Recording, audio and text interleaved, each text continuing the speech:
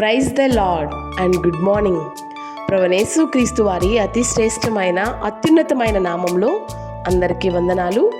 ఈరోజు దేవుని వాక్యము, యెహోవా మమ్మును మరిచిపోలేదు, ఆయన మమ్మును ఆశీర్వదించును.